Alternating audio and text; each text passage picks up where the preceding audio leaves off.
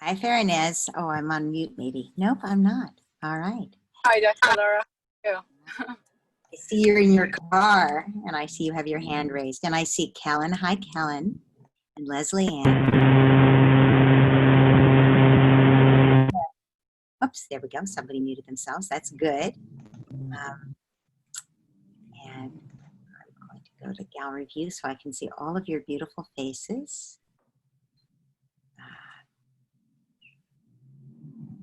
Okay. I see Margaret. And I see lots of folks with their hands up already, which is great. I don't see Candace yet. I'm going to go ahead and start our meeting because we're at the top of the hour, and I know time is always precious in this, and we never have as much time as we like for all the questions. Oh, there's Candace. Hi, Candace. I see we already have 3 people with their hands up, and I know that will just continue as we go on into the hour. And Candace, I know you had a couple of questions from people who wanted to be anonymous also. Let me just start by saying welcome, everybody. Welcome to our live call. This is the end of June 2020. We've just finished our spotlight on setting limits, and we're moving into a spotlight starting next week on helping kids with anger, which I think is going to be very popular from what I have heard from parents. So thank you for joining me today live, or if you're watching after the fact, I'm delighted that you're here. And let's get started.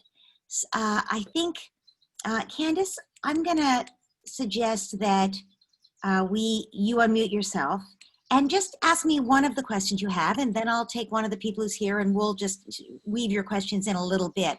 But I know some people have to go and they won't be here for long, so we'll try to do a mixture of questions. Okay? Absolutely. Perfect. I am going to start with a member's question today, Dr. Laura. A member who is asking, how do you find a good therapist for yourself as a parent? I'm open to online appointments. Okay. So it's really hard to find a good therapist. And the reason is that therapists, well, most people don't talk about the therapist like that they love. Like if you were seeing a great massage therapist, you might mention what a great massage you had to your friend, but you don't usually mention, oh, I had a great therapy session, unless it's a good friend. So we often don't hear about people's therapists, and that's too bad because referrals would be great, right? But I suggest you start by thinking about what kind of therapy you want. And if there's an organization that specializes in that kind of therapy, so for instance, if you want EMDR or if you want somatic experiencing, there are organizations that license people to do EMDR and somatic experiencing. I mention somatic experiencing because it's about the body, and I believe that that's where trauma gets held. And so somatic experiencing, I think, is great. And usually people who do that are doing that on top of another degree. They're a social worker or they're a psychologist, and they've now been trained in somatic experiencing, which is a very intensive training. So that's for instance, they have an organization you can go to and you can get referrals in your area. If you're open to online, unfortunately, or fortunately, you have the whole world open to you. And so I think the question is, how do you weed that down? And I would say, remember that all therapists have web pages, and you can look at their webpage. I do start with Psychology Today often when I need to make a referral. If I don't know anybody in Tulsa and you're from Tulsa and you ask me, I might start with Psychology Today. You have to weed through you have to do a lot of weeding because Psychology Today just lets anybody buy an ad, and these people are not vetted really. But what you can do is you can get a sense of how you feel about them, and you can call them, you can email them, and usually they will do a short free session and answer questions, and you test whether the vibe feels good to you. It won't be easy. You're not just going to get, oh, here's one person in Tulsa, with Psychology Today. So you will have to do some digging. But I still recommend it as a place where you can find a lot of therapists online, and always go to their website and check that out. And I wish I had better answers than that. Obviously, if you do know people who have therapists they love anywhere in the country, then that's a great recommendation. And I have, by the way, I have done that. I always ask people, who's your, when they say they're in therapy and they love it, I say, who's your therapist? What's that person's name? And, often end up referring that way. I just say, there's so-and-so, see what you think of them. I've heard good things about them. So ask questions. Thank Okay. you. Okay. So I'm going to just start to take some questions in the order that I'm seeing them. Kellen, I see you figured out how to put your hand up. I'm going to ask people to, I just want to make sure, maybe Candace, you could do me a favor and you could start taking a list of this, because what will happen is more and more people put hands up, and I want to make sure people who got here early and put their hand up get answered first, just because they might have to leave when other people come later. Okay, Kellen, I'm going to start with you. I'm going to unmute you. Hi. Hi, how are you? Glad to see you. It's been, first of all, I just want to say this group's been amazing. It's been really helpful. Reading your book over the years has been excellent and really helpful for parenting. So my question I posed in the group, Facebook group, and I had a example this morning that happened. So I figured, well, there you go. So I have a 5.5-year-old daughter and a 2.5-year-old son. My 5.5-year-old daughter is, she's incredible. She's super spunky. She's really independent. She is very strong-willed, much like myself. So I try not to have challenges with her. We're pretty good on limit setting, but I was asking this in the Facebook group about limit setting, and maybe it's not even limit setting, about behavior. There's a tendency for her to be really rude and kind of, I don't know if nasty is the right word, but there's times where, we'll get into a discussion and she doesn't like the way that it's going, and she'll just say, I don't care, or it's not my problem, and walks away. And it's just infuriating. And I've gotten better at not letting that get to me, and then talking to her about, kindness is important. We're kind in our house. Those are, those things don't make people feel good. How would you feel? We go through that.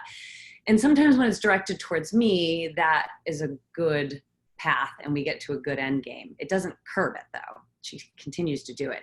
So today, just quickly, when we see people out on the street, if they see us and we know them or they know me, she will either just they'll be like, hi, and she goes, ugh, and looks the other way.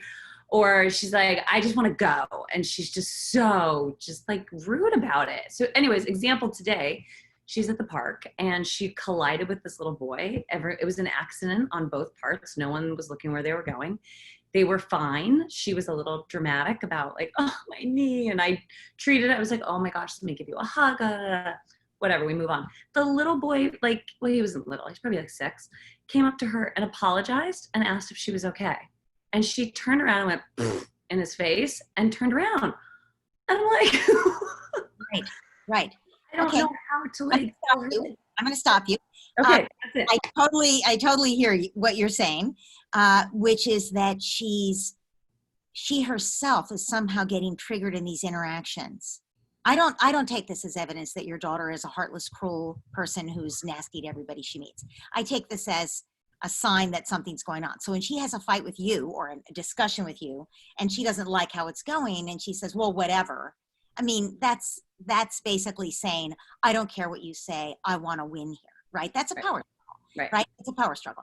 And the not being nice to somebody that you meet in public, it's being unwilling to bow to the social niceties when she runs into somebody and she's irritated, like she does not want to stop and chat and you're going to gab forever. And she doesn't want that. So she's not willing to bow to the social niceties. She's just like, no, this is not what I want. And she's willing to sacrifice that other person's feelings. She's not seeing their feelings in that case, right? Because she wants what she wants. And she's feeling, I mean, again, I would say it's almost to the point of feeling threatened. Like, I really want what I want and I'm not going to get it here, right? So because I'm under threat, I'm going to be nasty about it. The little boy, interesting, he came up and apologized to her. Mm.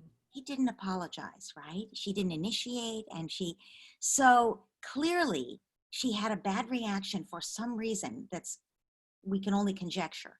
But I wonder, I'm curious, was that because she felt she should have apologized and he was showing her up by apologizing?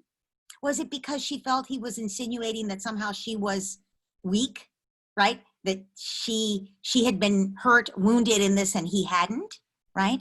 what exactly happened that was threatening to her? Clearly I assume something was threatening to her. I don't know what, but something. I So, don't know. right. So we can only conjecture that. Right. So I would say you have a project in front of you here and need to start working on this. And I don't think her whatever to you is anything to focus on compared to these other two issues. I think the other two issues are much bigger. So I would start with, there's nothing you can do now about what happened in the park, but I would start with, when that happened in the park, that must have really, you always start by joining and connecting. That really hurt when you got knocked down, didn't it? Ouch. And how's it feeling now? And let me see, and can I kiss it? And then you don't want to trigger any guilt or shame on her part. So you don't want to say, oh, I wonder if the boy was hurt too. I would go right to what bothered you, which is that little boy was worried about you too. By the way, how old you said she's 5.5. So she's the same age. So he's not even. She's about the same. So the boy who you ran it, who collided with you, was worried about you too. He came up. That seemed to really bother you. And then shut your mouth and listen. What would she say, do we think? Of course it bothered me. Yeah, she would probably be like, well, it was his fault. Oh, okay, great. Then this is her defensiveness and perfectionism. This is perfectionism happening. So if that's what she would attribute to him, it was his fault. Yeah. And then you would say, oh, well, maybe it was. I don't know whose fault it was, the colliding, but he was concerned about you. That's why he came to make sure you were okay. Because when it is your fault, you make sure the other person's okay, right? And she might be like, yeah, I guess that's right. Because in fact, she feels like she was at fault too, right? And you can say, but you can be totally forgiving, obviously, to the boy. Make it. If she says it was his fault, yeah, it was his fault. I guess. I don't know, but you say it was his fault. I'm willing to take that on face value. I guess it was his fault. And how wonderful that he was able to take responsibility for that and make a repair and make it better for you, with you. I'm so impressed that he was able to do that. That's not an easy thing to do, is it?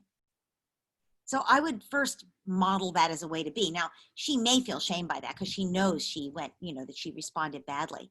But Right. You can say, it seems like it was hard for you when he came up and tried to make things better. Were you still mad at him? Maybe she was still mad at him. I would really be curious. Okay. You're not trying to lecture her. You're trying to understand what happened and help her see his point of view. So do you know the research on siblings, which you should know anyway, since you have two, where when you talk to the older one about what the younger one is feeling, even when they're an infant, even before they're born, when they're in utero, when you say, I wonder what he's doing in there, wonder what he's thinking, wonder what he's feeling, wonder what he wants, or the baby, wonder what she's crying for. When you do that, the older child develops empathy faster for the little one and their relationship is better forever. Okay. So this is a general rule. I'm answering specific questions, but to generalize for anybody who's listening who'd like to help their child develop empathy, one of the ways we do that is by helping our child wonder about what somebody else could have been thinking or feeling. And also by always taking the perspective that I wonder what we could do to make the other person feel better, if we can. So I wonder if it was scary for that boy to come up and apologize, if it took some real guts for him to do that. And I wonder I know it was hard for you. You're not shaming her. I know it was hard for you because you were still mad or whatever. And you didn't expect him to come up like that and it surprised you. But I wonder if it happened again, what we could do to help him feel better, And just, she may say, I don't know, I don't care, whatever. And you can say, yeah, I just wonder about it. And I'm so glad your knee is okay or whatever, and give her a little hug and that's it. Now, the other part of your question about the folks on the street, I would talk to her about it in advance. Like, you really hate it sometimes when we run into people, don't you? And I sit and blab. We need a signal. We need an agreement about how long it's going to be. But you can't say, you can't be rude to those people.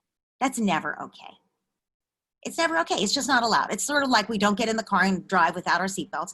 We're not rude to people on the street. But if you want to whisper to me, Mom, I really want to go, you can say, Mom, can I tell you something privately? And you can have your arm on her and say, just 1 second, and then say, listen to the end of the person's sentence and say, I need to hear something private here. 1 second, please, Mrs. Jones. And you put your ear down and your daughter says, Mommy, we gotta go. And you say, right, thank you for reminding me, give me 5. And then you turn back to Mrs. Jones and you explain, we were on our way somewhere. Love to catch up with you more. Let's talk soon. And you take your daughter out of there, right? Okay. Does that work? Yeah, I think we Good can overall practice. work Okay, with that and keep at it. Thank you. thank you. All right, I'm remuting you. Jolita, I am going to go ahead and unmute yourself. Hello there. Hi. So I have 2 daughters. One is almost 2 and the other one is 4.5. And I have 2 questions for each of them. You know what? You can ask me 2 questions for each of them. You can ask me 1 question about one daughter right now, and then I'll take other questions, and then I could come back. So pick your favorite one. Okay, so maybe I'll start with an easy one, I think. So my daughter, the little one, is in a stage where she is doing it by herself. No, I do it. So I've been using this, and if there's a conflict, like I need her to go somewhere, I would ask, are you going to go by yourself, or do you want me to carry you? Of course, she would choose the first option. And if she grabs something from her sister, I would do the same. Are you going? Of course, before I would explain that she wasn't done with her turn, and all that you advise. And then I would ask, are you going to give the toy back by yourself, or do you want me to do it? So it's been working like 100%, but I'm curious, what should I do when she says like, no? At some point she will. So how should I react? I cannot grab the toy from her and, give it back to her sister. And she's not the character type that would give up the toy easily. So what do I do in situations when I will get the answer, no? So first of all, what you're doing is so great that you're working with her to do this. It's great. And when she does give it back, be like really admiring. Like, I am so impressed the way you did that yourself. Because that's the need she has here. It's a deeper need than keeping her hands on that toy. The need is, do it myself. And that's a need you want to speak to. Mastery is always something we want to speak to in our kids. So when you say, I'm so impressed how you did that yourself, she's going to be more likely to keep doing it, right? And not say no to you. Okay, so at some point when you say, do you want to do it yourself? Or, if she starts saying no, you'll have to stop framing it as those 2 choices, right? It's going to have to be a different way to ask the question. But at that moment when she says no, you can say, you're not going to do it yourself? Oh, last time you did it yourself, I bet you could do it yourself. Can you show me? She might still do it, even though she said no, because, that's a toddler's favorite word, right? And they still sometimes no, and they still do it, right? But if she says no, then it's a decision. She's basically saying, no, I'm not doing it myself. You have to do it. And at that point, no, of course, this is always the $1 million question, because are you supposed to grab it from her and give it to her sister? No. But on the other hand, what choice do you have? So I think what you say is, I know, you go to empathy. I know it's so hard to give it up, but let's ask your sister when you'll have a turn. And at this point, you've got your hands on her. You might have your arm around her, and you might have your hand on her hand that has the toy, and you're saying, let's ask your sister when she's going to be done with it to give it to you. And we turn to the sister, and you still got your hand on the toy, and you say, and she hopefully will ask the question, and they'll have their negotiation, right? And usually at that point, when she knows she's going to get it back and she gets that promise, usually they give it up, right? So it's, of course, it's a dance. It's not a science. But if you're empathizing and you're speaking to her need for mastery, I don't think you're going to have a problem. I think she is going to end up being willing to go along with it. Once kids get the fairness rule, that in fact, the other person only gets it until the next meal, and then they get it, and that when they have it first, you protect their right to have it, right? That, you know what I'm talking about, right? That rule, sharing. Yeah. Once kids understand that that's going to be upheld, then they feel protected and they're willing. It's like the rule of law. The reason we have agreements about how to live together is so we don't have to use force, right? So I'm betting that you'll find that she's going to be fine, and you'll get some no's, but she'll work with you on it. I'm betting. Mhm. Well, I'd love to Yeah. hear what happens when it happens. She's very stubborn, when she takes the toy, like she runs away or she hides it up, imagining that no one will reach it. It's funny, but she always like, I love she's it. so holding on to it. Yes, and you say you wish, so she really has to get used to the idea that she'll always get it back. That turns are done based on self-regulated turns, right? And she will get a turn. And just acknowledge how much she wants it and how hard it is to give it up. Yeah. This is how they build ego strength. Every one of us, the way we build our ability to manage ourselves is by having to give up what we want for something we want more, right? And there's always something they want more than that toy. It's about you, the relationship, their mastery. Yeah. Okay. Okay, thank you. That's helpful. So before I move on to my... I'm going to mute you because I'm going to take another question, but I'll come I back. have the... you will come back to me. Okay. Okay. Let's see. I'm looking for the next person with their hand raised. Looks like Sophie. Sophie, can you unmute yourself? Yes, I can. Hi. Hi. Oh, wow. I don't feel quite ready to ask a question, but here I'm you go. sorry. You know what? No, that's okay. Don't worry. I will. Sophie, hang on one second. Candace, Yeah. would you put the list in the chat box of the order I'm going to be doing questions? Make sure Jolita's at the end of whatever list we have now, since she's already had one question asked. But that way people will know, and if they have to leave and come back or whatever, they'll know where they fall, and they can be ready to be called on. Thank you. Okay, go ahead, Sophie. So I have a 12-year-old son and a 10-year-old daughter, and I did your course the very first time you did it. So it's quite a long time ago, but I feel like, I learned a lot, and what I'm finding the most difficult, and everything you say, I so agree about, but I don't find that things come naturally to me, empathy especially. Yes, so I'm being faced with issues with connections with my son. And I'm sorry, tell me again, he's how old? He's 12. He's just turned 12. Yeah. Mm-hmm. And we moved country.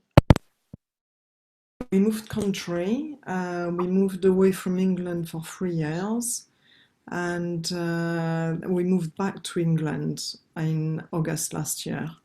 And he started secondary school, and he was, so it's a bit difficult because he's trying to kind of settle back into a life, but he doesn't really have many friends. And it's really difficult. And since January, he's having like behaviors. He's had a lot of behaviors at school, talking to the teachers not really nicely, but to me as well. He's quite rude. And he's been swearing quite a lot. But, as opposed to a 5-year-old, when you're 12, you're like using stronger swear words. And I can really feel the pain that he's going through. I think he's suffering, and I am not. And so every time I try and speak to him, to relate to him, he's like, oh no, he's rejecting me quite a lot. So it's quite hard for me, and I tend to take things personally. I'm going to stop you. So I get he's obviously having a super hard time. The move back has been hard for him. He doesn't feel connected.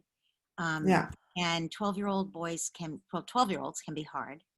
Their brain is rewiring, and they can be very volatile around 11 and 12. I found 11 and 12 to be harder than the teen years, actually, because their brains are in the middle of rewiring, so they're more volatile. So I guess my question first is, what are you doing to connect with him? You said he rejects you. So what are you doing to connect with him? He doesn't always reject me, but it's hard because the lockdown, we're caught up with the homeschooling, and I find that unfortunately I only connect with schoolwork, and I think it's not good You're enough. saying you try to connect with him, but it's over schoolwork. Yes, and then sometimes when when I want to read a book with him, he just wants to read another book, so it's not working out. But like tonight, tonight we ended up going to walk the dog together, and he took his football, and we played football, and that was a lot better. But I find I'm really busy as well, so I don't always make the time for connection. Um, So Sophie, you know the answer here. yes, Is this is the prelude to the teen years. You need to be connected now going into the teen years. You have to be, because otherwise you can't reel him back in, because they start to look for help, for love, in all the wrong places if they're not getting what they need at home. So you have to prioritize him now. And I know that's super hard. We've had the lockdown, you've had honestly, schoolwork seems totally unimportant to me compared to the emotional connection to him.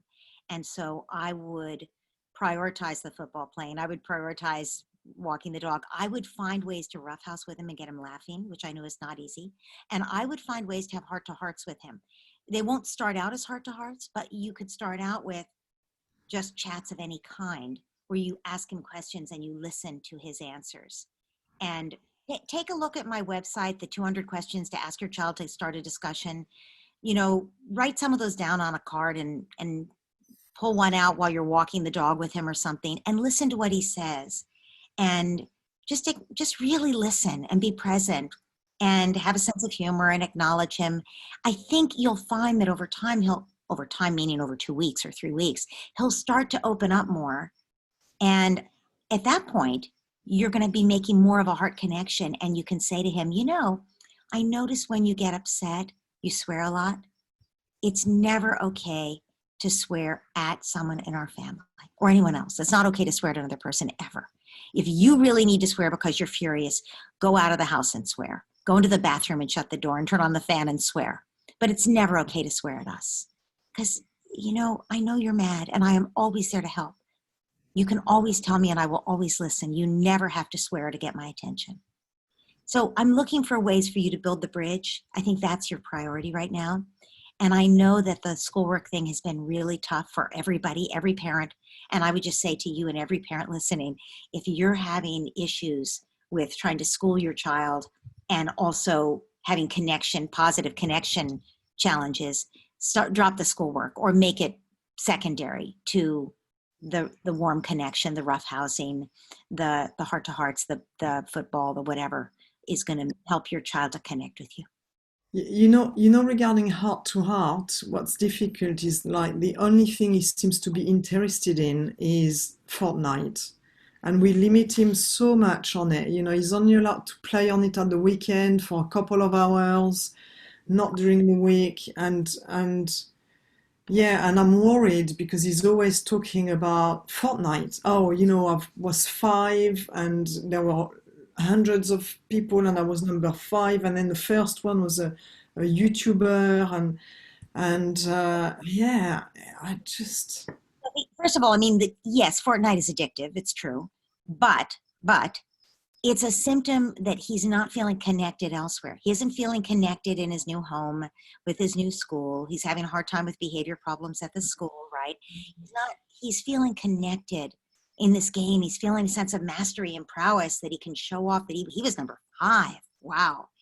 So I think since the way to connect with a 12-year-old is to go to whatever they're interested in, I would set an hour aside on the weekend to watch him play Fortnite. Not every weekend, but this weekend. And maybe every few weeks. And I would admire, maybe it's a half an hour, but I would try to understand it and why he's doing things. And I would admire him when he does it, and then make little notes if you need to, so you remember these incidents, and then later say to him, oh, I saw you do XYZ. Why did you do that? It looked like then you got a point, right? Or it looked like that you won then. How did you decide to do that? Admire him. Look at it as an achievement, like you would look at something else where he wins a game. I'm not a fan of video games, but this is the way to connect to him right now and to get him to open up to you. Thank you. You're welcome. Really good, thank you. I'm going to remute you. And it looks like the next person is Leslie Ann. Leslie Ann, can you unmute yourself, please? Hi, Dr. Laura. It's lovely to talk to you. Yes. Hi. Hi. I've got he's just over 3.5, really lively, off the wall little boy. I mean, really, really off the wall, but brilliant, but really hard work and really challenging. He had some different behavior. He just seems to want my attention all the time. He's climbing on me at dinner time. He doesn't want to eat. He's just climbing all over me. He's holding my hand down the street and he's putting my hand on his teeth and going like this. He's just really playful. He's knocking things over. I have a glass of wine. He finds it hilarious to try and knock it over and just sort of to see what happens. Everything's a game. When I'm trying to get him ready for bed, he's kicking me, but it's all funny.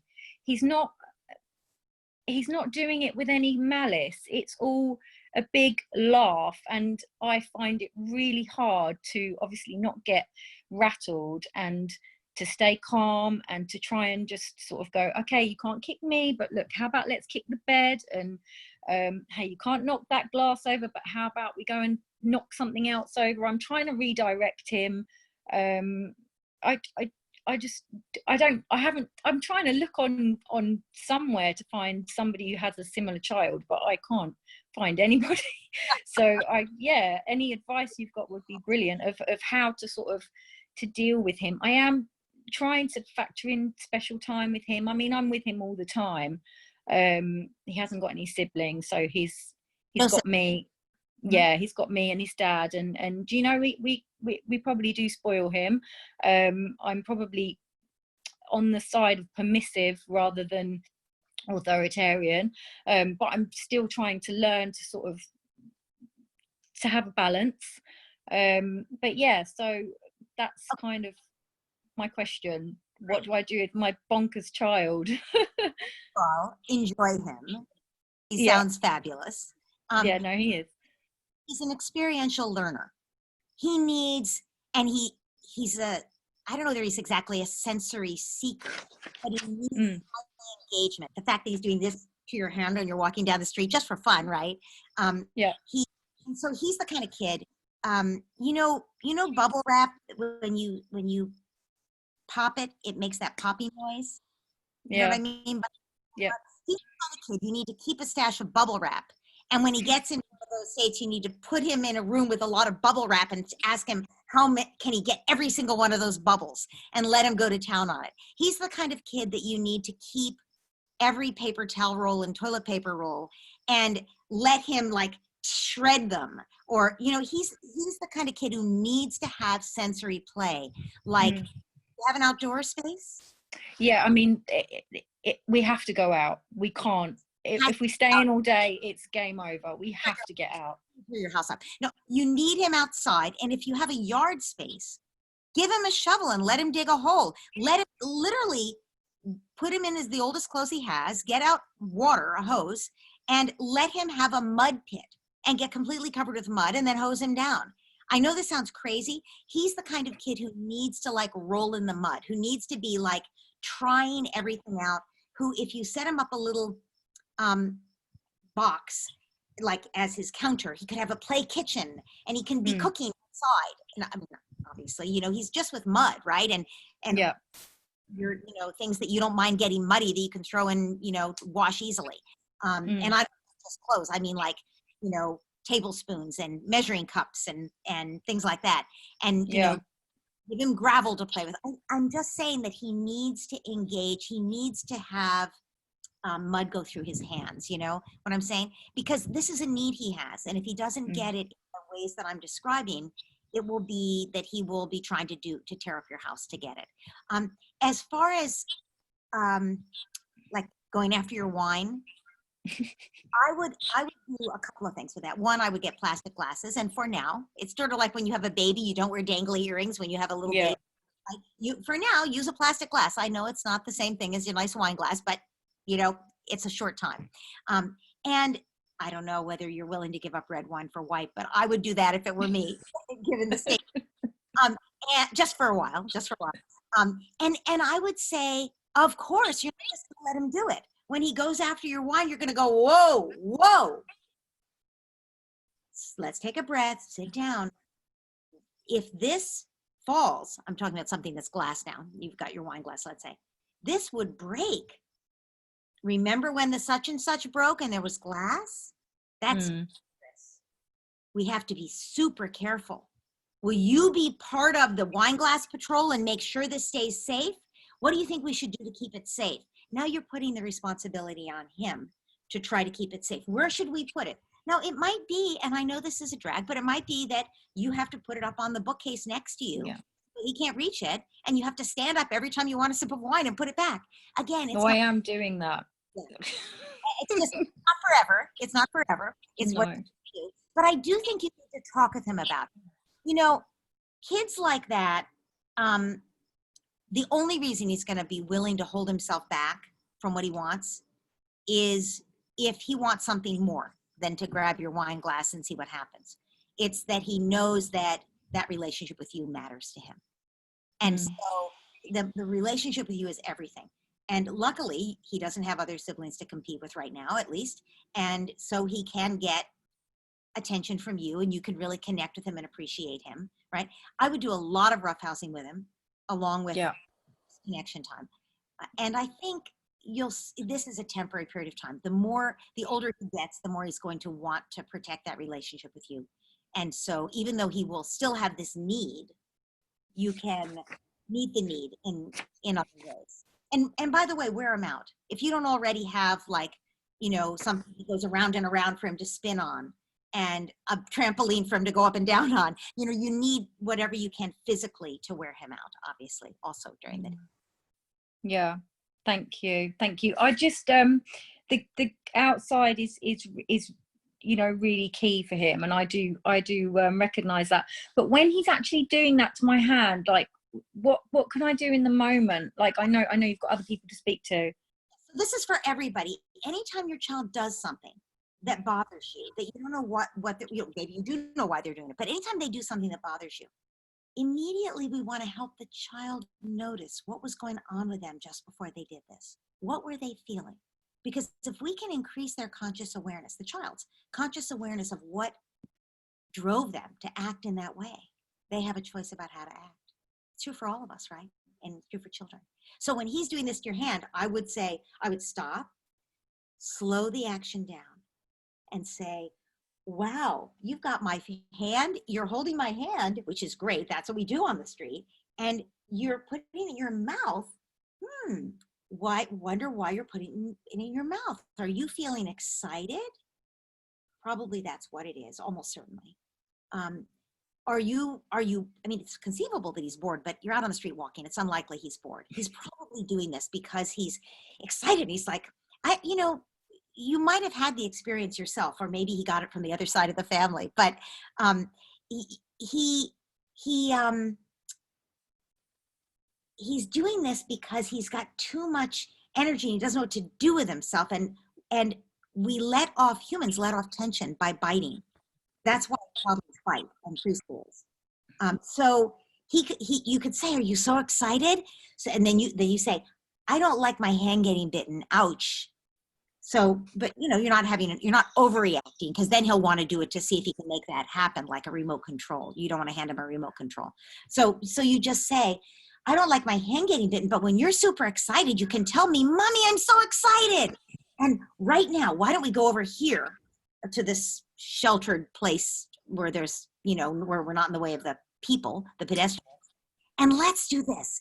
You jump up and down 10 times. See how many times you can jump up and down. And I'm going to hold your hand the whole time. And let's count. You're just trying to let him express that energy in a safe way. Yeah. So just trying to let the steam out, because that is what I thought. I thought he's just super charged, and we do my partner and his dad and I, we just noticed if we stay at home all day, even if we're out in the garden, it's just not enough for him. We need to go out on the bike, we need to run, he needs to see things and jump around. And even if we just run around the garden and play chase, I mean, he loves it. Also, I bet, Leslie Ann, he's a novelty seeker. He needs new things. Yeah, well, he is quite obsessed with tractors, though. I mean, tractors have to come everywhere. Find a regular place to visit with tractors if you can. Yeah, we do. Thank you, Dr. Laura. Thank you. And our next person is Cheryl. Cheryl, can you unmute yourself? Hi. There we go. Hi. It's a quick question, actually. We've decided to start therapy with my 6-year-old. I've actually asked you about her a couple times, and we're starting this week. And I wondered if you have any advice on how to explain it to her so she doesn't feel like there's something wrong with her. So first of all, does she have symptoms that bother her? I don't think so. She's more anxious, controlling. She's a triplet I've asked you about, where she's kind of bossy, acts like the mommy, but she gets very angry and hits more lately. Mm-hmm. So clearly things frustrate her, which is why she gets anxious and hits. I mean, she experiences it. I'm trying to look at her experience of it. Right. You could say, it's hard to be a triplet, and you have a superpower. You're super sensitive, and you have to learn how to manage that superpower so that it works for you instead of getting in your way. And so this is a worry doctor that helps with worries, but also helps you to manage that superpower, helps you manage your sensitivity and notice when you're feeling overwhelmed and notice when you're feeling frustrated, so that you are in charge of it instead of it being in charge of you. Okay. I like that. Thank you. I've heard of people saying feelings doctor, but it just sounds more like doctor, and I didn't want to make her feel like there's something wrong. Yeah. You don't even have to go for a doctor if you don't want, but I think then otherwise, what are they, right? Right. I think a doctor is, at least it makes it somebody who's helping you with your worries, helping you with something specific that could be helpful to you. Right. Okay. Thank you. All right. And our next person is Jennifer. Jennifer, could you unmute yourself? Yeah. Hi. Thank you, Dr. Laura. So my question, it's more to do with me than my kids.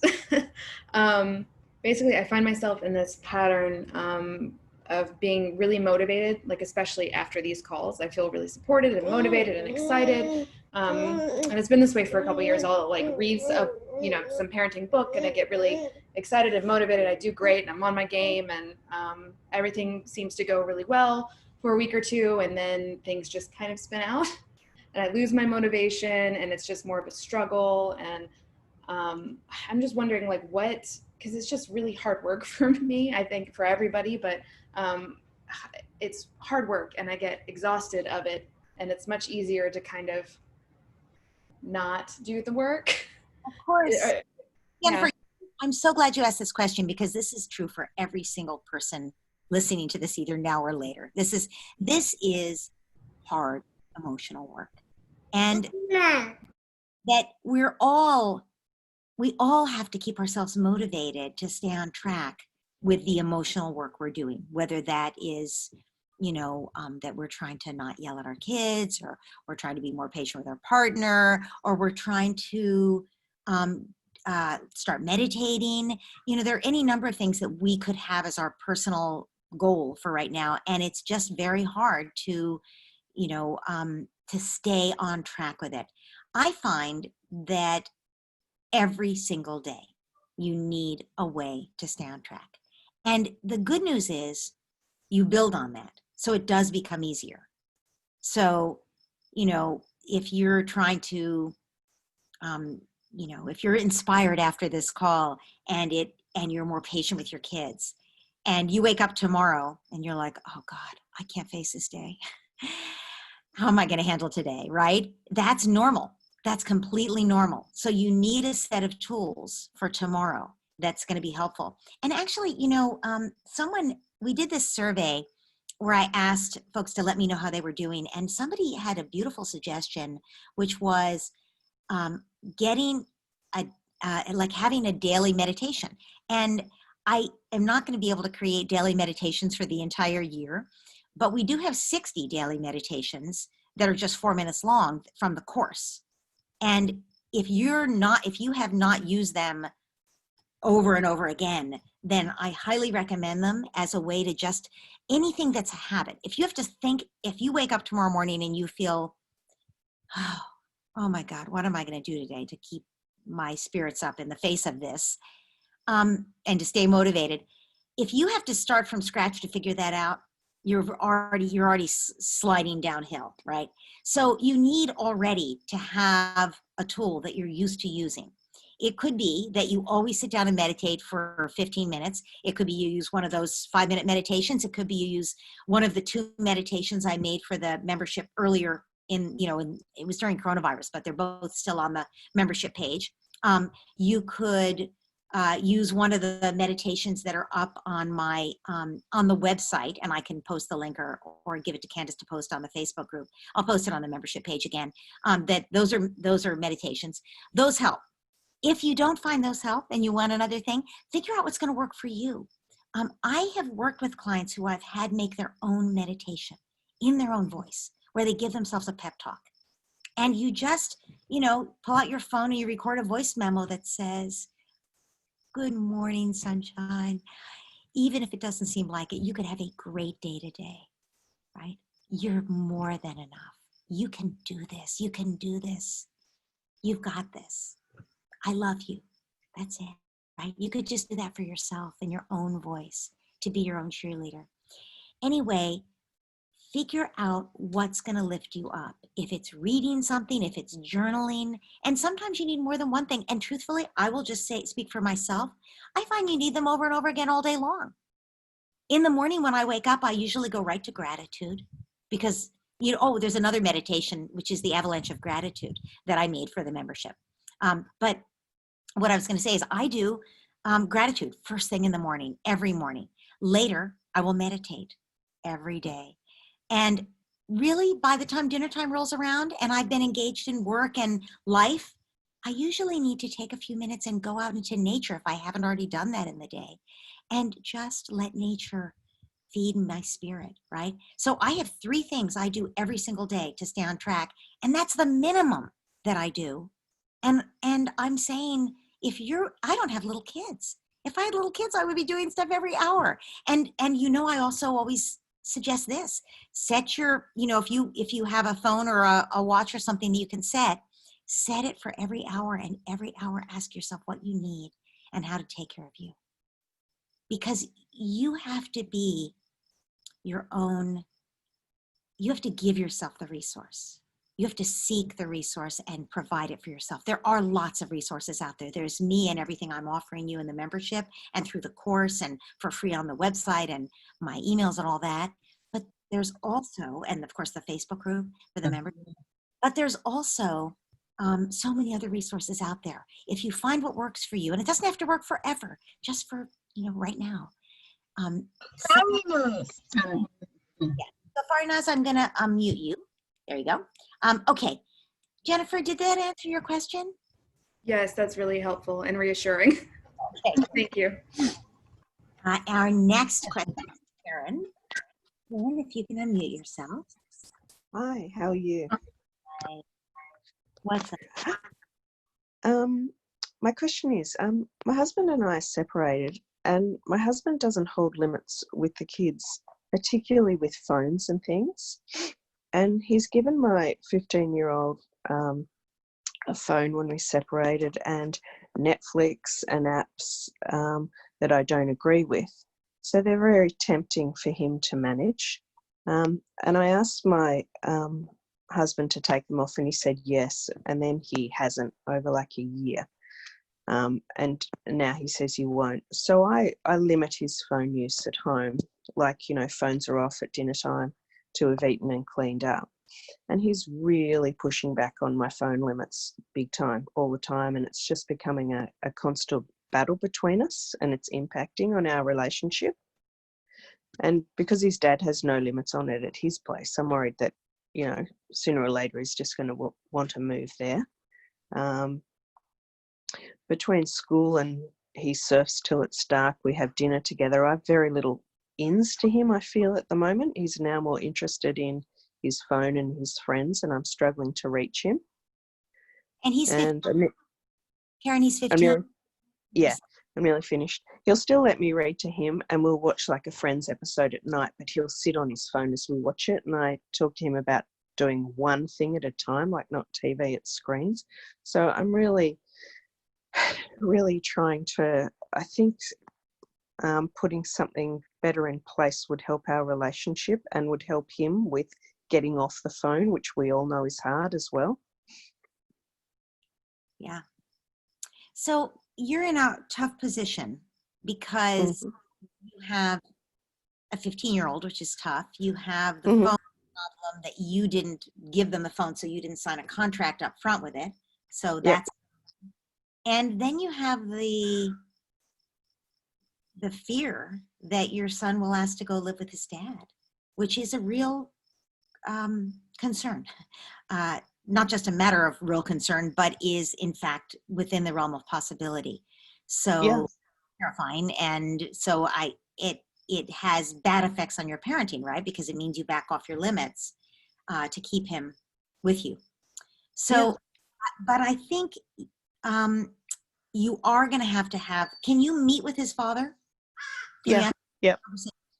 Can you write a short, clear set of rules around the phone that the three of you can sign, that first you go over with his dad and you two agree about, and then you sit down, maybe both of you together, but maybe just you separately, but his dad's signature is already on it, and you sit down with him and you say, your dad and I we should have done this when you first got your phone, and I know you love your phone, and there are certain rules that we need to have you follow in using your phone, and your dad and I both need you to follow these rules.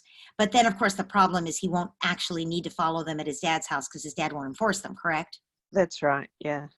Yeah. So you'll have to keep them fairly simple, and you're not going to get his dad to enforce them probably. But No. at least you will have a written agreement, and you really can't ask for that much. You can't ask him not to have the phone there while you're watching Friends together, probably. But you can say no phones during mealtime. That's just not something we do in our house, right? Yeah. And you can say no phones until homework's done or something like that. And also there could be parental controls on his phone because, if it doesn't sound like anybody is actually monitoring his phone use. No. So usually when kids get phones, and if you look on the website, the AHA Parenting website, you'll find there's a sample contract and an article about how to talk to kids about getting phones and how to introduce the phone. You basically remove the phone in the beginning. So I would have part of your contract with him be that for a period of time, not permanently, but for the next couple of months, just so that you become comfortable, that every night he goes over with you what his phone use has been during the day. Like and you're not monitoring him to snoop, you're monitoring to see how he handles difficult interactions. Is somebody sending him sexy photos? Does he know that's illegal? What does he do when somebody makes a nasty, snarky comment about somebody else? Does he feel like he can go to bat for that person who's talked about? Does he know how much is public, and I guess also the surfing question. I mean, I don't know how much his computer use is monitored, but by the time they're 15, really honestly, the average age in the United States of exposure to porn for the first time for boys, I think, is 10 years old. Yeah. Yep. So, I would pay some attention to that question. Has he ever looked at porn? Has he ever wanted to? And what are your thoughts about it? Because this is something you need to be able to talk to him about anyway. There's some good groups. I don't remember whether I have a porn proofing thing up on the website or not, but there's some good groups that do that give parents pointers to talk to kids about porn. But basically what you're doing is you're having a conversation where you really listen and where you share your concerns about the fact that most porn today is violent and is violent against women, and Yeah. gives boys an introduction to sex that's not just unrealistic, but is actually destructive to their later sex lives. So there's all kinds of things to talk to a 15-year-old boy about his phone use. The thing is, you don't want an adversarial relationship. So I'm going to suggest that my answer to the mom of a 12-year-old at the beginning of the call is Yep.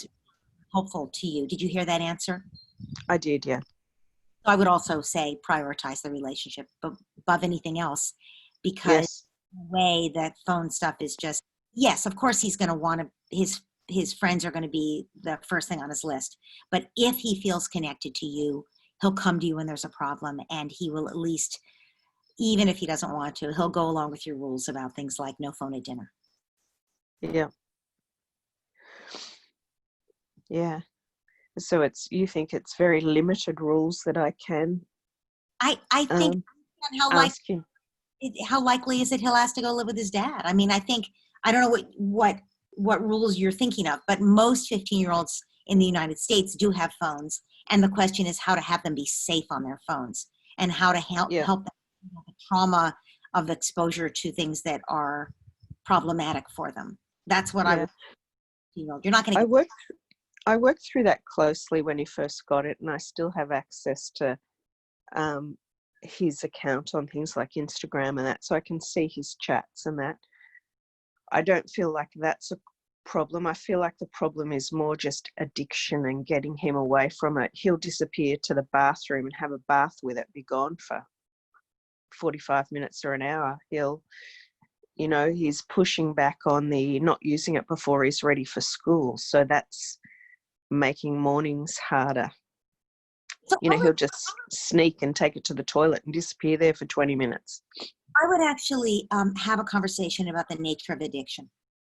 That he, of course, he's addicted to his phone. They're designed to be addictive, and that he needs support to not be addicted, and just like so many adults do. So you're getting him on side about that, because he understands that. He asked me once to take it away because he felt he'd been addicted to it, and he wasn't surfing as much because he's a big surfer. He wasn't wanting to go out, just sit on his phone. So he's felt that. So if I can talk to him about that. Exactly. And this is, I want to say to everybody, not just when it's an issue with phones, but when we don't like something that's going on with our kids, if we can acknowledge what it is costing them, what is that behavior costing them, and we can be their support system to help them to manage that or overcome it, we'll get a whole lot further. If, when people are struggling with something, they're of two minds, right? Part of them wants to do it and part of them doesn't. And if we line up on the side where we're attacking them for doing it, they're just going to harden their position. But if we can instead support them and align with them and talk about how hard it is, and you're so impressed that they're aware of it and learning to manage it, and help give them support, then they're much more open to our guidance. Yeah. Yeah, because I've been thinking about how to try and limit it in a way that's connecting for us rather than disconnecting. So that's really good. Okay, I'm going to mute you again, Karen. Thanks for your question. Thank you. Okay, our next question is from Danya. Danya, if you could unmute yourself. I don't see. Yes. Sorry, I'm doing some yard work as I'm listening to. Outside. Tanya wrote me a question. Is that the question you'd like me to answer? Because you don't have to want to. I can just answer right now. Yeah, I mean, I guess. Yeah, I mean, did you? I guess. Yeah. Was my what I sent you? Was it clear enough, or do I need to clarify anything, or? I think so. I mean, first of all, I'm so sorry for your loss. That's the first thing. And I would say that your daughter had to go through going through the loss. You went through the loss. You were having a rough time. Naturally, you weren't as patient as you might have been otherwise. course. It was a tough time for both of you. And so she's now really angry a lot. It seems like she gets triggered all the time. So Mhm. you need some sort of support, like therapy. I would say, yeah. I would say, why not? I'm sorry, remind me how old she is, Danya? She's 3, and this happened. Sorry, she's not 3. She's 5.5. She's almost 6, actually. She's 5 3/4. And this happened when she was 2. So when she had just turned 2. Yeah. So And we have done therapy. Like, we have done therapy. Oh, wow. We did grieving therapy, and we also did behavioral therapy, but I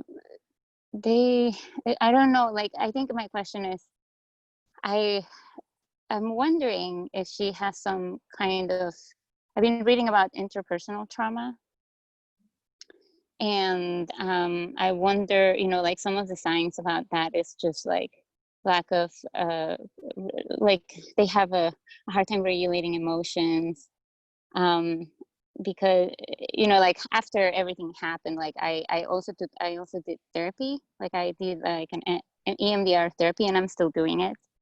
And I, like, completely, I mean, and I tried to just be there for her, and more patient, and just try to change the way things were going, because I was having a hard time with her emotions, and obviously with my own emotions, and I was grieving.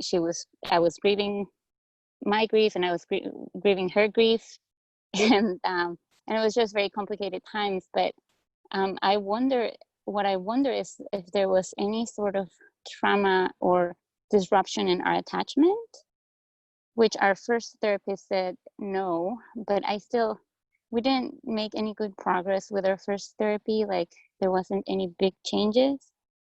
So I guess my question is, will just the method of peaceful parenting help with that trauma, or do we need, like, more specialized therapy, and what type of therapy would that look like? Great question. So first of all, the global answer to anyone who's having anything to do with their child and wonders, oh, is this going to be enough peaceful parenting, or do we need something specific? You don't know till you do it. And let's think about what peaceful parenting is. Peaceful parenting is about the relationship with the child. It's all about the connection. 85% of parenting is about the connection with the child, right?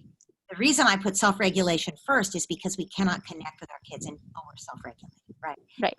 They won't connect with us if they're feeling scared of us, and we can't connect if we're not present, and we're not present if we're not regulated. So self-regulation, connection. And then the third thing is also about connection. It's how we behavior in a way that supports them instead of eroding the relationship, right? That's what coaching is, emotion coaching. Yeah.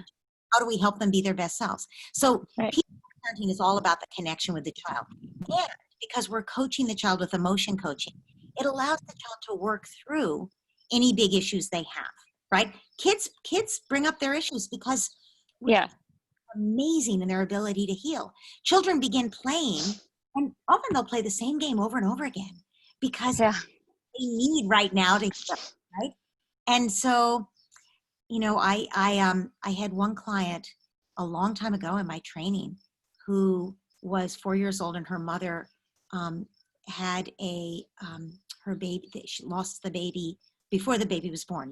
Lost the baby, and the 4-year-old came to therapy with me, and she began to play these games where there was a family with a little girl and a baby, and the baby kept disappearing, and the baby would be gone.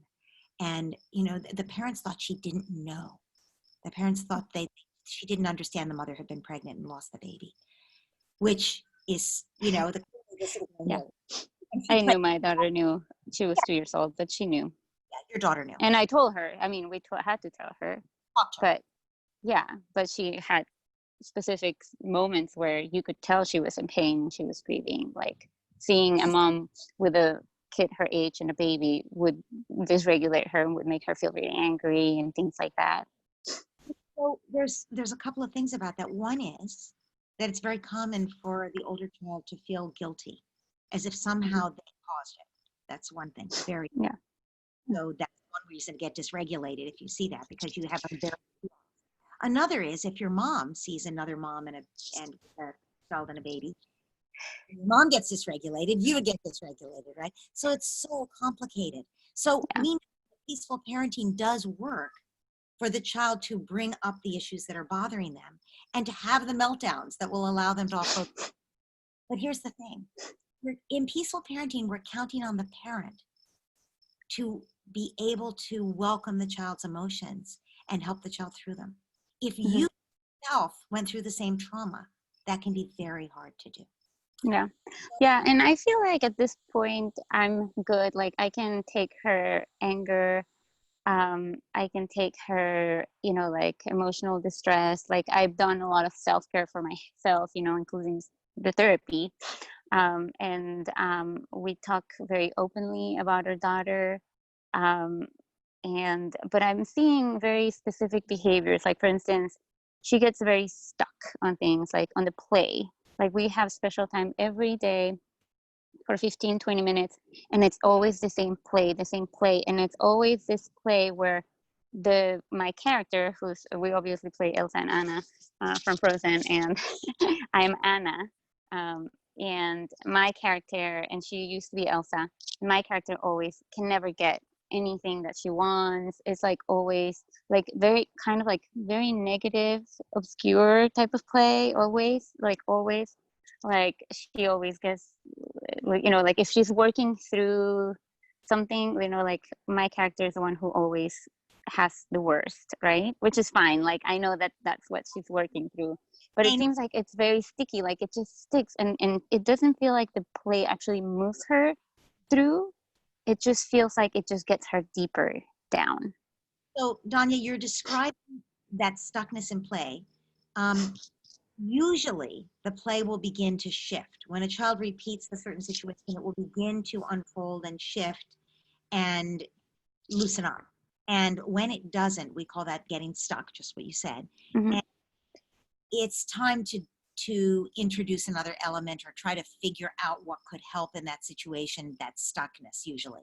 And you can do that with humor. Again, we're counting on the parent to be the therapist in a sense, right? Right. Well, I guess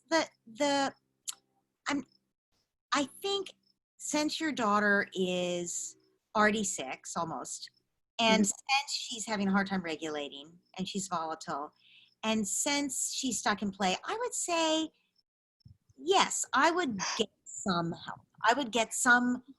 And what type of help? Because I feel like the first therapies that we went to, they were a lot of like Dan Siegel's approach, but it was nothing clear. Like we didn't have a clear path.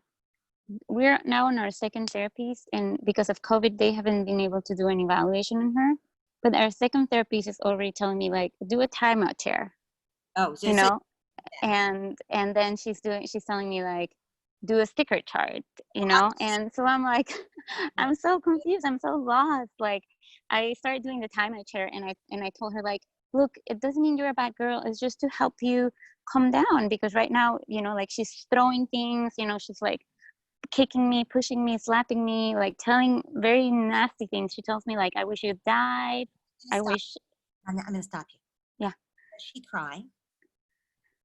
No, she holds up all the emotions, and that was the first thing they figured in the first therapy, that she was like pushing down emotions. But we never got to. We were with that therapist for 2 years, and we never got to a point where she could express emotions and let the emotions out.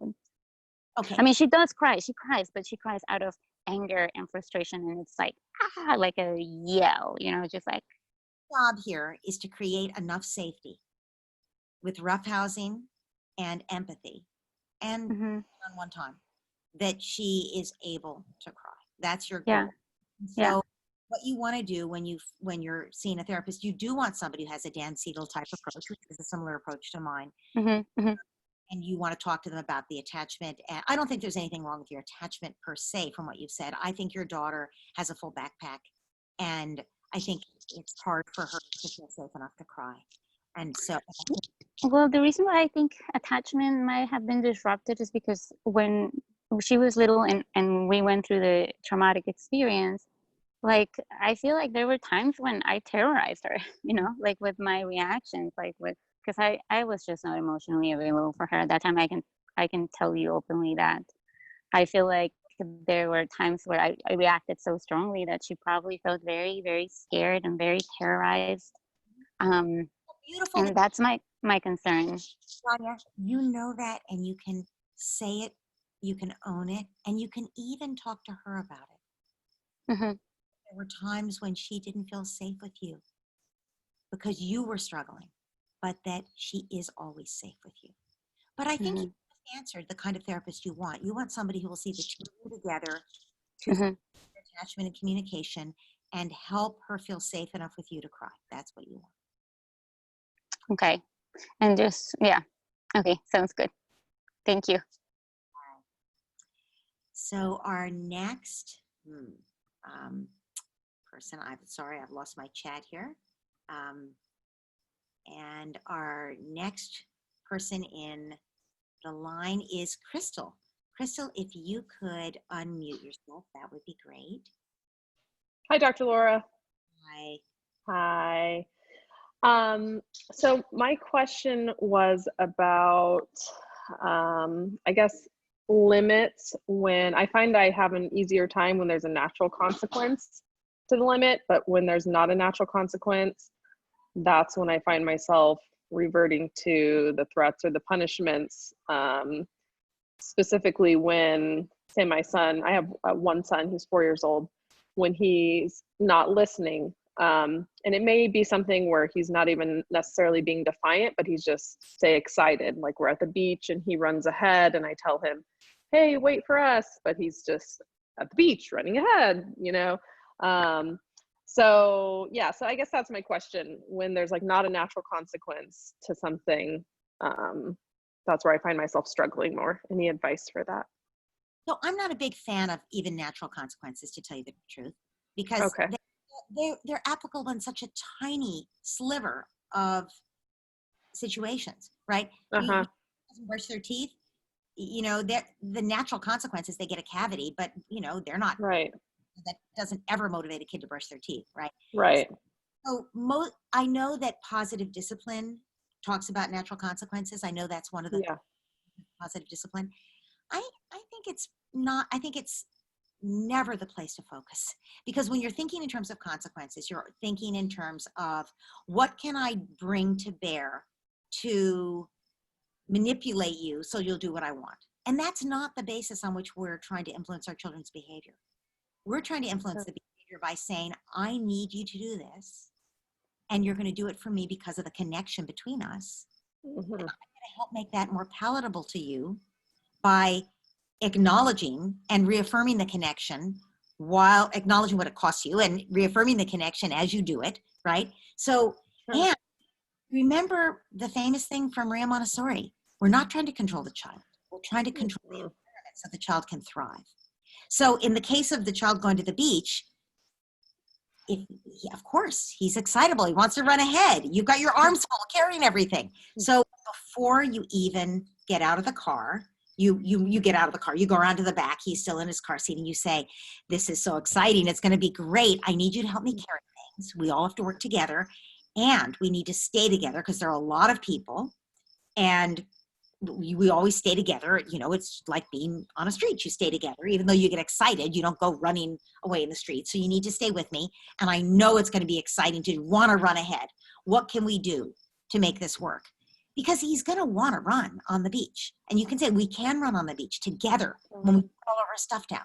But we can't run now on our way to where we're going to set our stuff up. So, and you make a deal with him that he's going to hold on to something. I mean, if you've got your arms full, he's got to have one arm holding something, like he's carrying something, towels or whatever he's carrying, and one hand holding on to the belt loop of your jeans or whatever. So you know what I'm saying? You're making the agreement up, right? And if he does run away from you, because you didn't do that, right? I'm using this as the example because it's the example you gave, but let's say he does run away from you because you didn't do it. I would actually dump everything by the side of the path, whatever you're walking on, run. You should be able to outrun him, and you're shouting his name. And when you get to him, you stop and you put your hands on him, you take a deep breath, you say, okay, we have to breathe, you have to calm down now. I was so worried because you had gotten so far ahead. That can never happen. You need to stay with him. I mean, you're letting him know by your concern. It would be as if he ran away from you in a shopping mall or an airport or on a crowded street. So you're letting him know, and you say, okay, now, we got to go back and get our stuff. And you go back holding his hand and chatting with him about how exciting it is. And you have the exact same conversation you had neglected to have in the car, or didn't think of having in the car because you didn't know he would do it. That will make sense. You notice there's no consequence. I'm going to be clear about my expectation. I'm going to try to make it possible for you to meet my expectation, because remember, when kids don't meet our expectations, when kids don't meet our expectations, how do we help them meet our expectations? We increase the support. What support does your child need in order to meet your expectations? That's the question to ask yourself, right? So it's not about the consequence. It's about what's the support we can give them. Okay. Is that helpful? Yeah, very helpful. Yeah, it's hard to sometimes think ahead of what's going to happen, but yeah, that's helpful. It's one of the reasons that I don't like natural consequences, is that when we think in terms of that, we're always thinking consequences. What lever can I pull? What punishment can I give? That's what it ends up being, no matter what. Whereas if we think support, what support do they need to meet our expectations? Oh, that changes the whole lens we're looking through. Awesome. Thank you so much. I appreciate it. Okay, so I'm seeing Anna. Anna, if you could, Candace, do you have the a list that everybody else can see so they know when they're getting called on? Because I see this as a private note to me, but I just want to make sure there's a list that everybody can see. I did make a list, and then I've listed for you in a private. Is that coming in? Great. We have missed, though, I actually have 3 people in my list prior to Anna, so maybe it didn't come across. I have Elizabeth, Katrina, Catherine, Anna, Marta. I'm never going to keep that in my head. Okay. A new list at the bottom of the chat with everybody in order, but Elizabeth is first. Let's go. Sorry, Anna. Hang on. Going to be your turn soon. Elizabeth, let's unmute you. And hi. Hi, can you hear me? I can. Okay. So my question, I've gotten a lot out of the other responses about the 12 and 15-year-olds. So I have a 13-year-old son and a 12-year-old daughter. And today I'd like some advice on sibling rivalry. They're 16 months apart. And when they were little, they were like inseparable and adored each other. And especially my daughter adored my son. And now it's like, I can't even leave them home alone. There's so much sibling rivalry, and I'm trying to listen more. And the other day, my son did open up in the car and was very angry how she shouldn't get what he gets, or she gets to see her friends, whereas his friends with the COVID are being more conservative because of health concerns around some of the friends and family. So, but he does get to see people, but he's sort of creating this narrative. And I also do find that like the more screen time and the more video games he plays, the more I feel like there's so much more arguing around that. And that's a trigger for me. I think it really gets in the middle of the family, and, my dream world, we would do away with it completely. But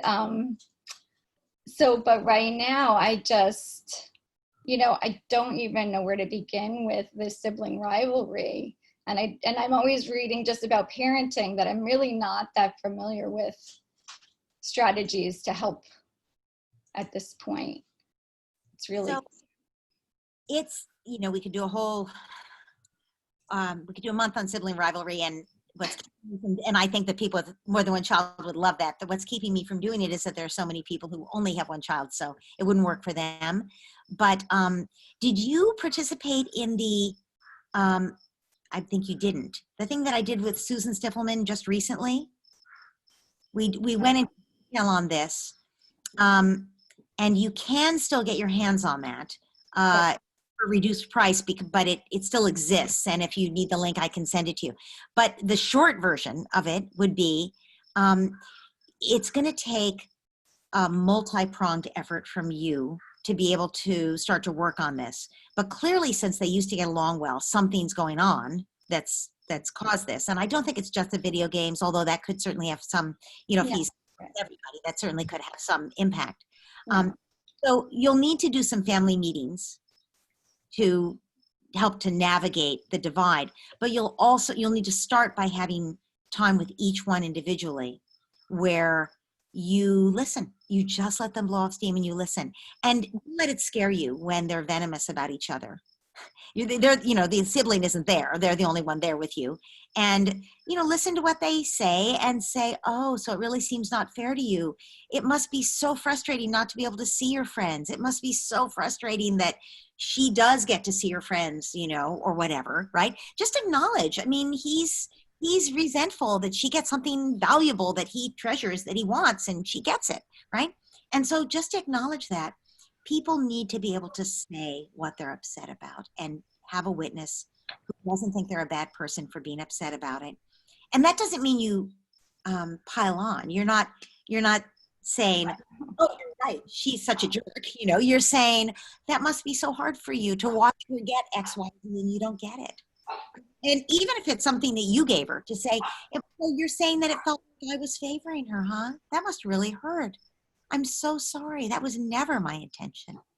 I love you both so much, and I could never love anyone more than I love you. So you're letting him offload. You're acknowledging the feelings. You're also doing something where you're commenting. You call this matchmaking, where you comment to each child on something nice that the other one said or did about them. So you're building the relationship, right? It's like, I hear you're mad at your sister right now, but you know what she said to me about you? She really admired how you did X, Y, Z. She really appreciated how you did X, Y, Z, whatever. So, and he'll be like, huh, really? So find anything you can like that to use.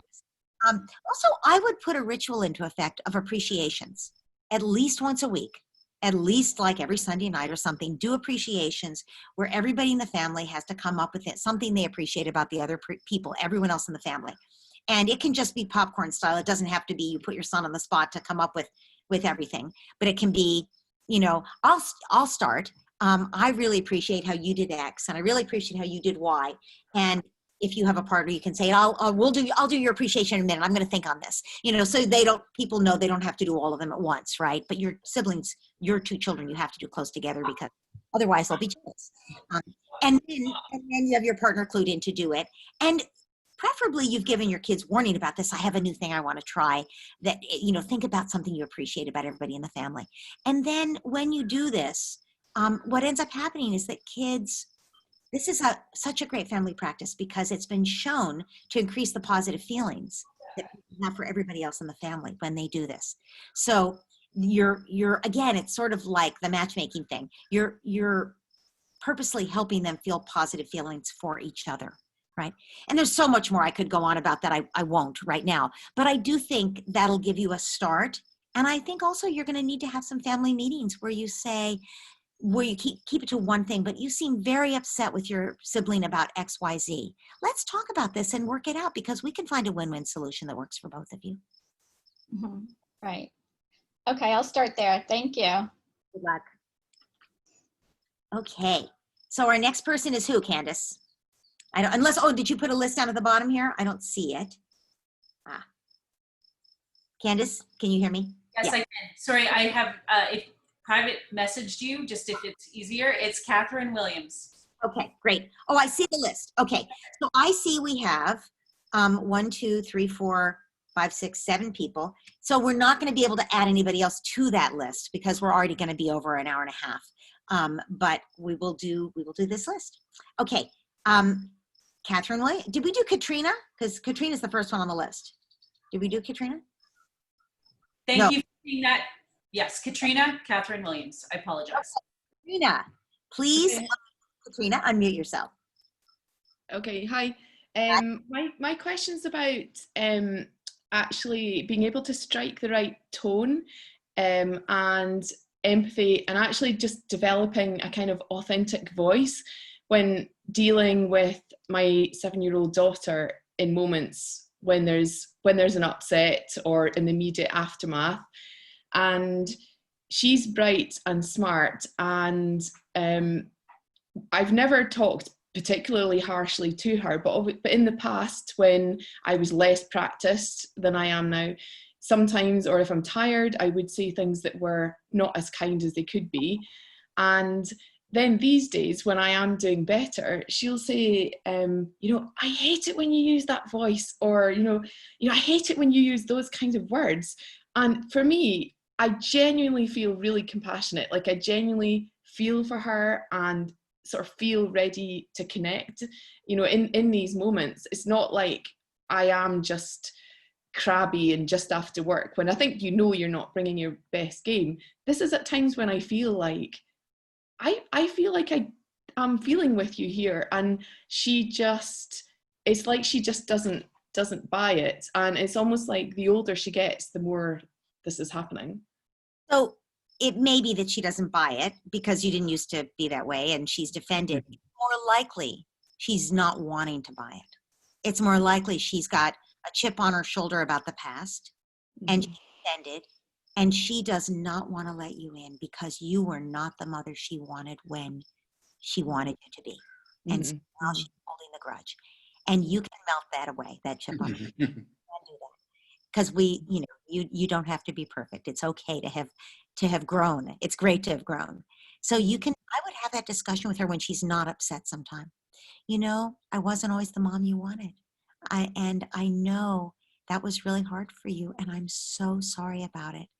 And now I've been working hard on myself, and I really see how things can be upsetting, and I see it from your point of view, but it seems like that makes you mad sometimes.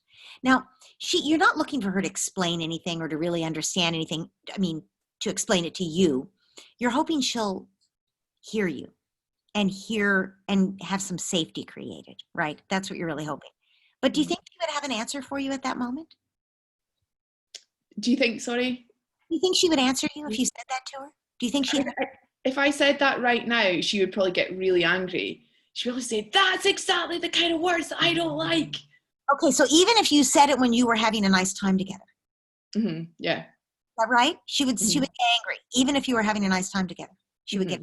Okay, so that's a sign.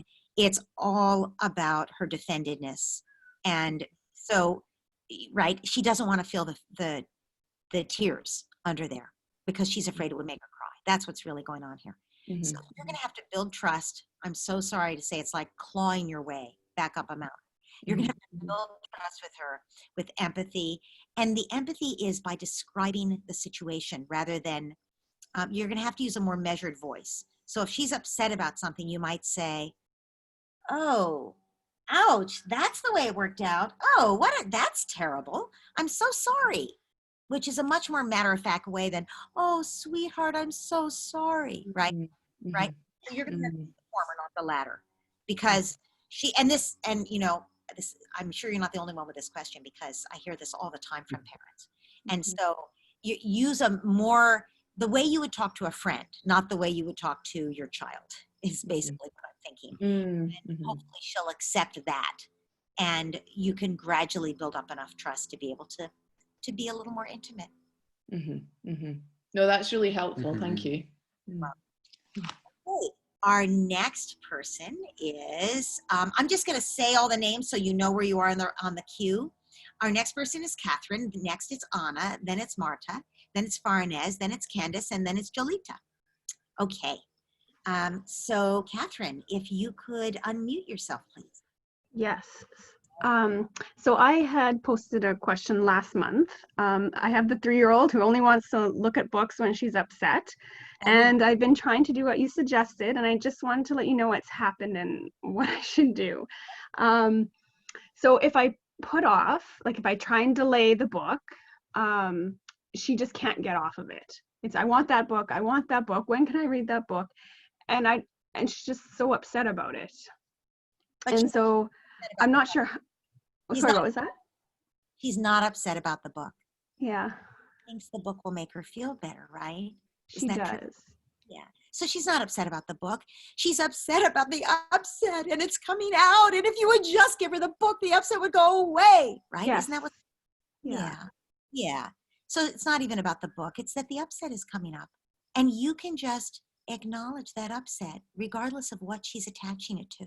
She's attaching it to the book, but you can just say, oh, when she says, Mommy, I need the book, you can say, oh my goodness, you need the book.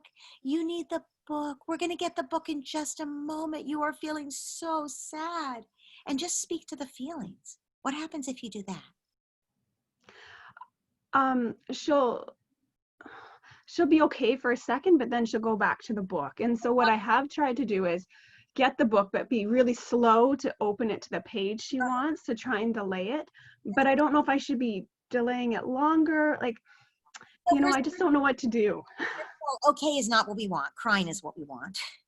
Not because you're an ogre who wants to make your child cry, but because clearly she needs to cry.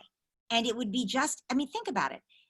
This is just the same as if she were asking for a bottle or to nurse at your breast, or for a piece of candy, or whatever else she thought would make her feel better at this moment. She's learned that this is what would make her feel better. So, you could help her to breathe, and it would help her to tolerate the emotions. I'd really rather see her just cry, to tell you the truth. And I think you don't have to delay the book forever. It's okay to go ahead and read her the book. But does she actually sob sometimes? Well, she's crying and wanting the book and angry more. Yeah.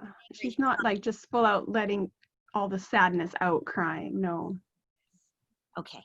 So that's what we need to do, is we need to make it safe for her to want to be able to feel it. And when you read the book, she just calms down, right? Instantly. Yeah. Yeah. I mean, how great that she has a way to calm down. And teaching her to do breathing or something instead isn't that helpful. Although it is a useful thing to widen her repertoire, so that when she's 5 and at school and somebody's mean to her, she doesn't have to go, book, I need the book. She can just do some breathing, right?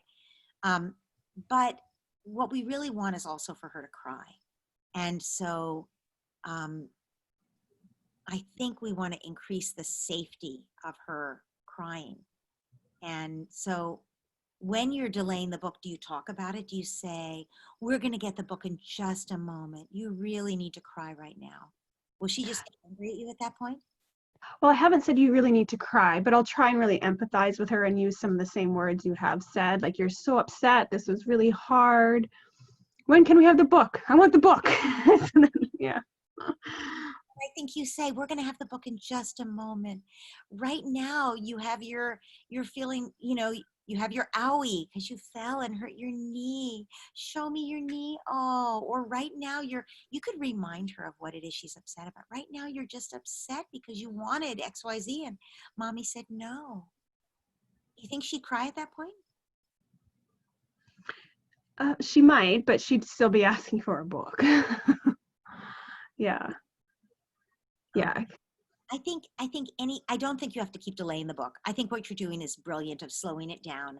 And I think helping her to become aware of what she's feeling is really important.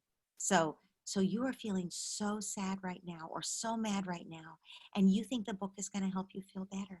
Yes, I say exactly that to her. Yeah. But have you seen any change from last month to this month? On the whole, we're having fewer tantrums or meltdowns, I would say. But I'd say that if you're having fewer meltdowns, that's a sign you're helping her empty your backpack. So she's not just in anger. She's actually getting some of those feelings out. That's brilliant. I bet you're going to have fewer meltdowns. You're going to have increasingly fewer meltdowns as you continue to try to work with this. Okay, so there's no set time of delaying it. No, it's a dance. It's not a science. I know. It's just like, I feel like, well, was that enough? Like, she just totally shut down. And then one day I made the mistake of saying, you're so upset. We just need to calm down a little bit and then we'll read the book. And okay, that was a big stuff then. Yeah. Problem is the calming down. We don't want her to calm down. We want her to cry. Yeah, exactly. Yeah. And so, you know what? It's okay. You can make a misstep. It sounds like you're headed in the right direction because you're having fewer meltdowns. So that's huge. Huge. Yeah. Can I also ask you one other thing? Can't, because I'm limiting people and we have still so many people on the list. Okay. Well, thank you. So the next person on the list is Anna, and you've been very patient because I know I tried to call on you before. Hi, Anna. Oops, you're muted. Can you unmute yourself? I can't unmute you there. Okay, now. Okay, so what happened is all I read and all I hear, it makes so much sense and I want to do it. But let's say when my kids are in the middle of a fight and it's my daughter, you know, bothering my son, which is younger, she's 9 and he's 4, almost 5.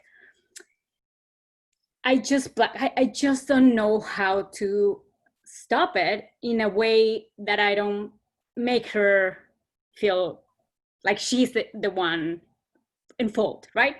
I don't know, because then I know it's her, I know it's all the feelings and all that, but I just don't know how to stop it in a way that I'm understanding to her and not making my son feel that I'm on her side when he's the one being, I don't know, being hurt. Like in that moment, I don't know how to deal.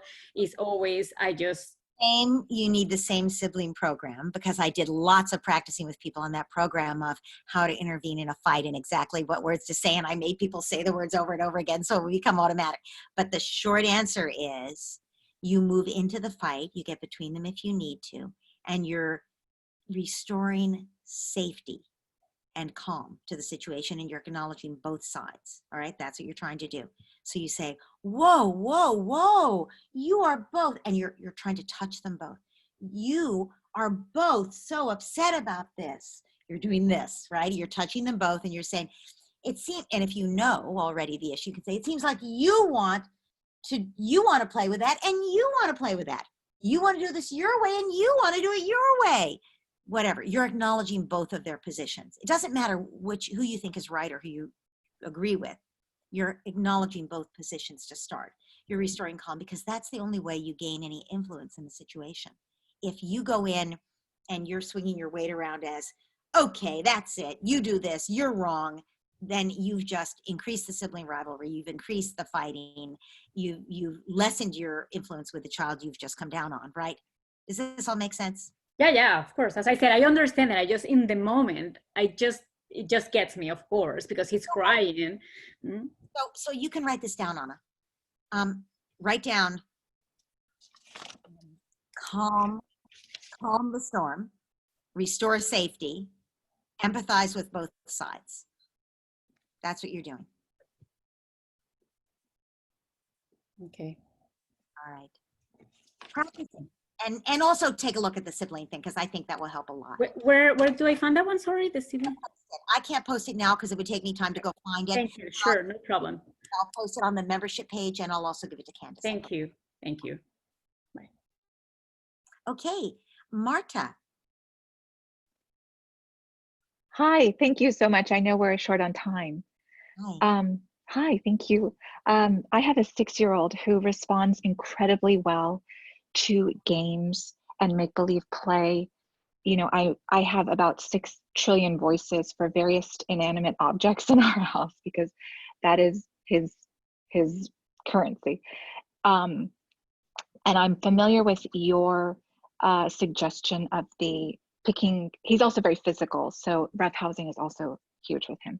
And the idea of running around the house and saying, you can't hit the dog, you can't hit the dog kind of thing would work really well. The problem is when we're in these situations beyond that kind of thing, you know, picking up and running around saying you can't do that, what other more playful ways could I intervene when he is doing something that he shouldn't do? And he's also like another person asked, he's one of those kids that he just gets a little bit out of control, you know, and he gets himself all riled up, and I know that he's kind of spinning out of control. And I've even said, tell your brain to tell your hand to stop that, you know, and doing that sort of thing. But Beautiful. I'm kind of at a loss after that. That's as far as I've gotten.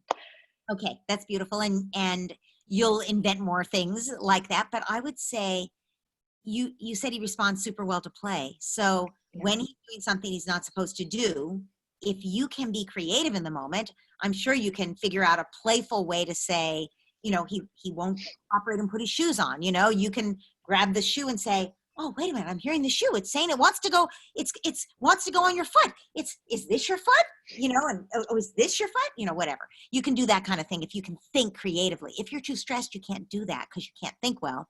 And then the fallback is always, excuse me, I've asked you 3 times to get your shoes on. You don't seem to have any, you know, you could grab his foot and hold it up and say, you don't seem to have a shoe on here. Are you all out of hugs again?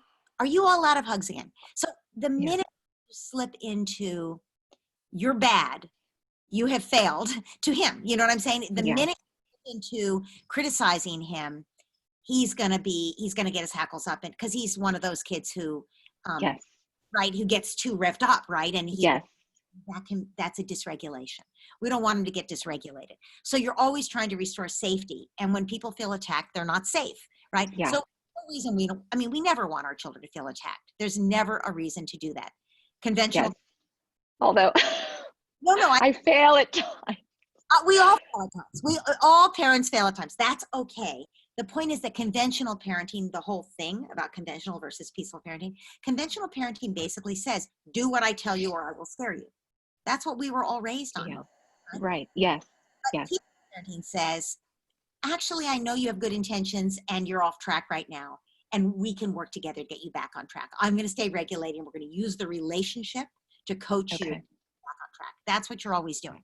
So when he's off track and you can't find the playfulness to you know, do something to get him to cooperate, you can just fall back on, excuse me, are you out of hugs again? And move close and emphasize the relationship and get him laughing with all the hugs and kisses, and then say, oh, good, got that done. Now let's take a breath. And if he's overstimulated, you can introduce a couple of games with him that will help him calm down. Not at that moment, but you can introduce, let's do the breathing game. And he'll say, what game? You know, because he likes it. Let's do the breathing game.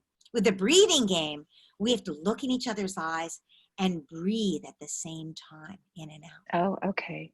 Oh, okay. Oops. Oh, golly. Synchronize with you. That's what we want. We want him to synchronize with you. So you're looking in his eyes, you're saying in, out. Oh, okay. I love that. That will calm him, right? You're working the system to calm him down. So if you can do that dance, then when he's off track at some point and he's revved up, you can start with the hugs to connect. And then he'll be motivated. Because if you just say out of the blue, hey, let's do the breathing game, he might or might not want to follow your lead. He's having a good time bouncing. But if you do the hugs first, you've reeled him back in. And now you do the breathing that re-regulates him. Okay, I love that. Let's see if we can breathe good. I love that. Thank you. Thanks for your question. I know that's a common question here. Okay, next person on the list is Farinaz. Farinaz, can you unmute yourself? I think she's gone, and I will ask her question. Okay, I want to leave her question till last, Candace. Okay. We've kept other people waiting a long time. And Candace, I see you're there, and is that because you have another question because the person wanted to be anonymous and you, okay. And so the last question is Jolita, which is really good because I see I have 4% charge on my computer. So if we need to, we'll do those questions separately, Candace. We'll do that. Jolita, you have been the most patient person ever. Thank you for waiting, and go ahead and ask me one question. And I want to just say, in case my computer dies, to everybody, this is our last question that we're going to do because we'll answer those other ones separately. But I just want to say thank you for coming. I know it's a long time to sit through, and so I hope it was useful for you. And I wanted to also say,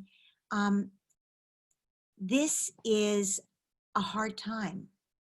It's a hard time still. The pandemic isn't over. We're coming off this major thing with isolation and stress. And I just want to encourage each one of you to give yourselves some grace, give yourself some self-nurture, some self-care, and talk to yourself like somebody who you really love. Oh, my wonderful husband heard me say that. I didn't even know he was around, and he has brought me a cord. Thank you, darling. So now my computer's going to be plugged in. Thank you, sweetie. So anyway, I just wanted to say to you, give yourself, take care of you. Your children, what they're going to remember from this pandemic is going to be completely from your ability to hold an emotionally generous space for you and for them. So that's my wish for you. That's my blessing for you, is that you take care of you. Thanks for being part of this call. And I'm going to let you ask your question, Jolita, and we'll wrap up in a moment. Go ahead. Okay, so my question is on my phone.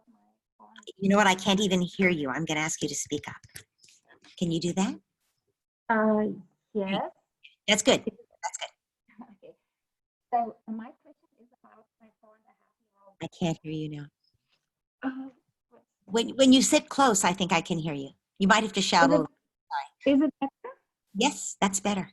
Go ahead. Okay, so of my 4.5-year-old daughter, she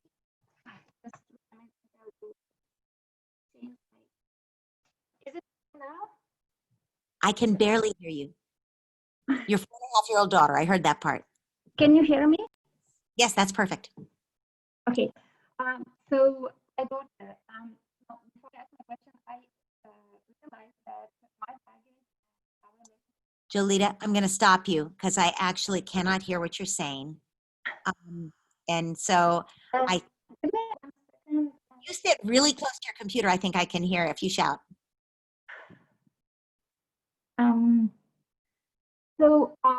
She is.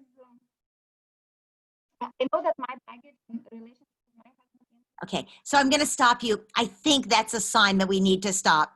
Jolita, I'm going to answer your question, but I'm not going to do it here on this. I'm going to in the message box, please send me your email address. I know I could look it up, but this will be fast and I can reach out to you right away, right now. And we'll do this privately because I can't hear you. So we're going to wrap up. We're going to let everybody go. Thank you so much for being part of these office hours and for those fantastic questions, because every question that was asked, it has application to so many people, not just the person doing the asking. So thank you. I'm going to end the call.